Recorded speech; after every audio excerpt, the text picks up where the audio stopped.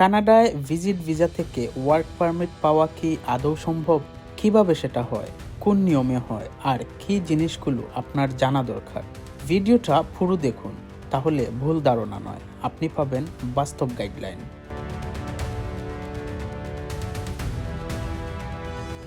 আসসালামু আলাইকুম।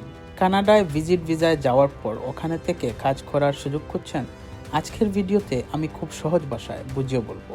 দেরি না করে ভিডিওটা শুরু করা যাক।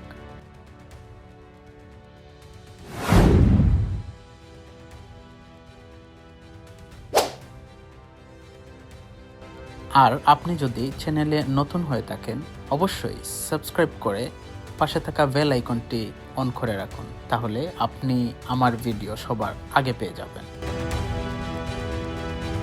প্রথমেই একটা কথা পরিষ্কারভাবে বলি, ভিজিট ভিসা মানে কাজ করার অনুমতি নয়। ভিজিট ভিসা দিয়ে আপনি শুধু ঘুরতে বা আত্মীয় স্বজন দেখতে পারেন, কাজ করতে পারেন না। তবে কিছু নির্দিষ্ট শর্ত মিলে গেলে আপনি কানাডা থেকেই ওয়ার্ক পারমিটের জন্য আবেদন করতে পারবেন। ভিজিট ভিসা থেকে ওয়ার্ক পারমিটে যেতে হলে যেসব জিনিস লাগবে: প্রথমত, একটি জব অফার। কানাডার কোনো কোম্পানি আপনাকে কাজের জন্য অফার দিতে হবে। এই অফার সাধারণত লিখিত হয় এবং কোম্পানির অফিসিয়াল লেটার হেডে থাকে। দ্বিতীয়ত, LMIA, labour market impact assessment. এটা সরকারের কাছ থেকে পাওয়া একটা অনুমতি। আপনি যদি LMIA সহ জব অফার পান, তাহলে আপনি কানাডার ভেতরে থেকেই ওয়ার্ক পারমিটের জন্য আবেদন করতে পারবেন।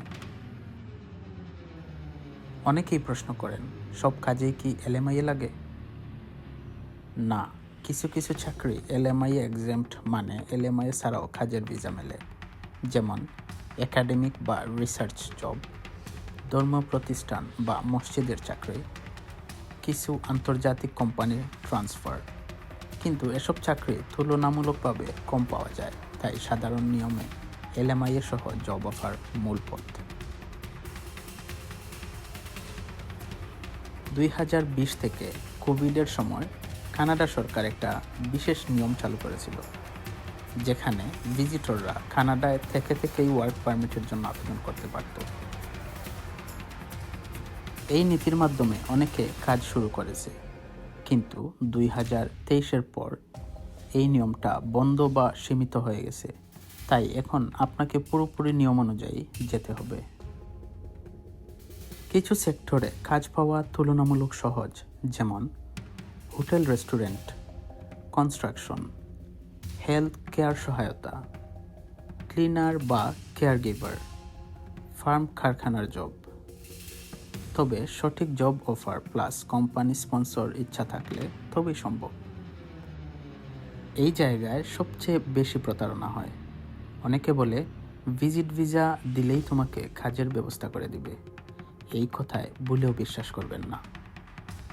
যদি কেউ টাকা চায়, LMIA ছাড়া অফার দেয়, তাহলে বুঝবেন এটা জাল বা ভুয়া। সবসময় CIC এর অফিসিয়াল ওয়েবসাইট থেকে যাচাই করুন। আপনার যদি আগে থেকেই LMIA সহ জব অফার থাকে, তাহলে আপনি ভিজিট ভিসা নিয়ে কানাডায় গিয়ে ওইখান থেকে ওয়ার্ক পারমিটের জন্য আবেদন করতে পারেন। তবে আবেদন করার সময় আপনার ভিসা ভ্যালিড থাকতে হবে, আর আপনি ভিতরে থেকেই আবেদন করবেন। England application. সুতরাং ভিজিট ভিসা থেকে ওয়ার্ক পারমিট পাওয়া একদম অসম্ভব নয়, কিন্তু এটা কঠিন এবং নির্ভর করে আপনার জব অফার, কোম্পানির অনুমতি এবং সরকারি নিয়মের উপর। কোনো শর্টকাট নেই। নিজেকে প্রস্তুত রাখুন, নিজের যোগ্যতা বাড়ান এবং সময় মতো সঠিক পথে আবেদন করুন।